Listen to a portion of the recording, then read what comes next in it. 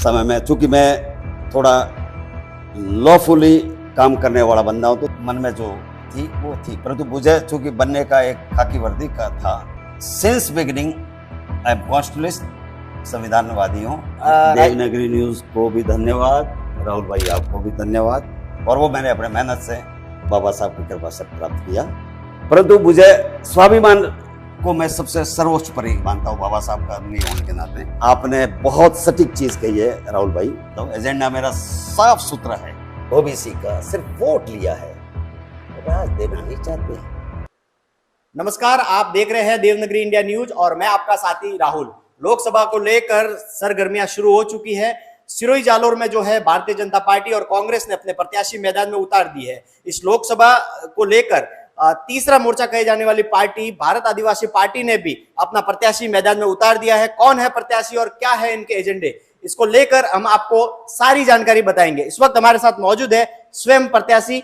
जी sir, सबसे पहले तो आपका स्वागत है और टिकट मिलने पर आपको बहुत बहुत बधाई हो। धन्यवाद आपका सर, आपका देवनागरी न्यूज को भी धन्यवाद, राहुल भाई आपको भी धन्यवाद।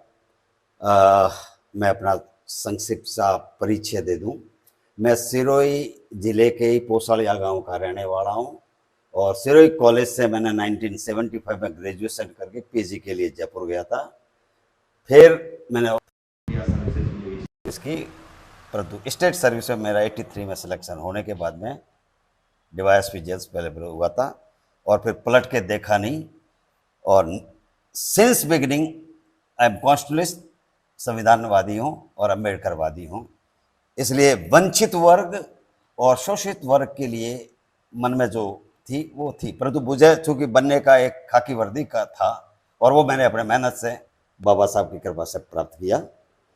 और वो करने के बाद में मैंने 2014 में मेरा 2 साल की आईजी की ड्यू नौकरी शेष बची थी, परंतु तत्कालीन समय में चूंकि मैं थोड़ा लॉफुली काम करने वाला बंदा हूं, तो नेचुरली आप जानते हैं सिस्टम में उस आदमी को संघर्ष करना पड़ता है। वो किया भी और ठेठ सुप्रीम कोर्ट से जीत करके भी मैंने सारे कॉन्सिक्वेंशियल बेनिफिट्स प्राप्त किए।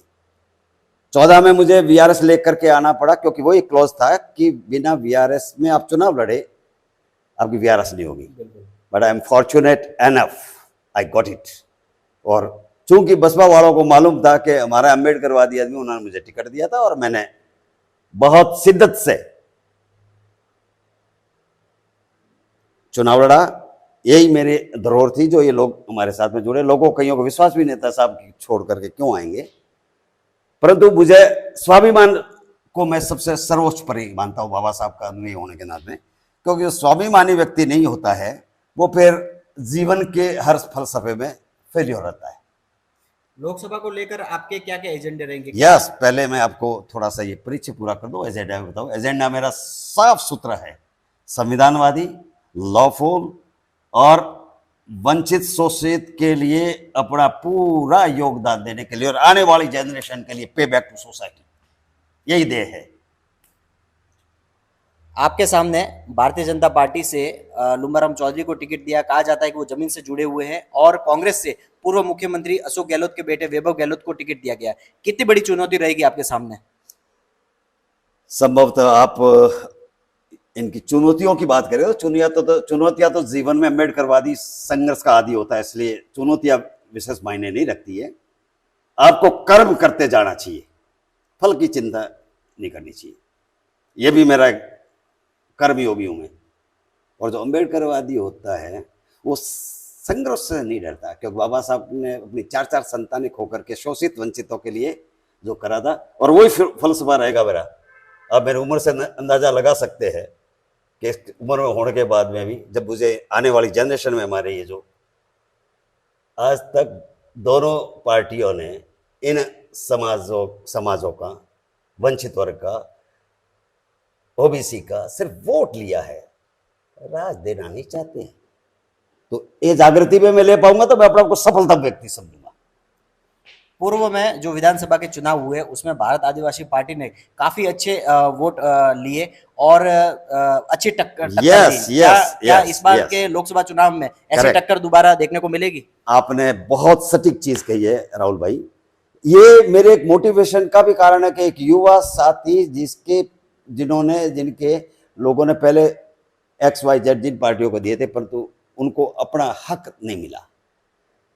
एक जवान ने अपनी तरफ से अगर करके चुनाव लड़ा और अच्छे वोट लाए, ये मेरे भी मोटिवेशन का कारण है। एक बता दूं, मैं हमेशा कहता रहता हूँ, जितने भी हमारी एक नई पार्टी 1 साल में होकर के जो राजस्थान से इतने MLA बना दे, हमारे यहाँ के लोकल में भी एक घर लाए है, तो जिनको भी ये अब दोनों पार्टियों के समझ में आ जाएगा, या तीनों पार्टी जो भी लड़ेगी, कि इस अपने आदिवासियों का, शोषितों का, दलितों का, OBC का शोषण अब नहीं होगा। इतना मैं दावा करता हूँ, चूंकि क्रिमिनल जस्टिस सिस्टम से जुड़ा हुआ मेरे दशकों का अनुभव है, और ये मेरे को आगे पथ पर आगे करता रहेगा। सर, आप जीत को लेकर कितने सुनिश्चित हैं? मैंने आपसे कहा ना, आदमी कर्म करे जाएगा, जीत के लिए जो है आपको रिजल्ट बताएगा कि क्या रिजल्ट रहता है। ये कितनी कैसा क्या हो, 36% तो सिर्फ क्या है, आप तो पत्रकार हो, सिर्फ ST SC है, बस इतना ही कहूँगा, आगे की बात की बात है। पिछले जो विधानसभा चुनाव हुए थे उसमें आपकी पार्टी से 3 विधायक जीतकर विधानसभा में गए। क्या लोकसभा में भी जो है अब की बार खाता खुलने जा रही है? नहीं संदेह, ये विचारधारा ही आगे जाकर के हमारे बच्चों को, आने वाली जनरेशन को सत्ता दिलाएगी, इसमें कोई दो राय नहीं। यदि आप जीतते हैं तो शिक्षा के क्षेत्र में जो है आप क्या शिक्षित बनो, संगठित रहो, संघर्ष करो। तो शिक्षित होने का ही फलसफा है कि इस जिले का एक पहला अधिकारी ऐसा आया था, और सिस्टम ने हिलाने की कोशिश की, तो सिस्टम को हमने सही, सिस्टम के जो लोग बैठे हैं ना, उनको अच्छे से मालूम है कि हु इज ओटाराम। तो ओटाराम है ना, गरीबों, दलितों, वंचितों और पिछड़े वर्ग के लिए हमेशा तत्पर मिलेगा। धन्यवाद। ये थे ओटा, जिन्होंने भारतीय आदिवासी पार्टी से जो है अपने प्रत्याशी के तौर पर मैदान में जंग लड़ी है। ये इंटरव्यू आपको कैसा लगा आप हमें कमेंट करके जरूर बताएं, और लोकसभा चुनाव को लेकर आपको सारी रिपोर्ट हमारे चैनल पर देखने को मिलेगी। धन्यवाद।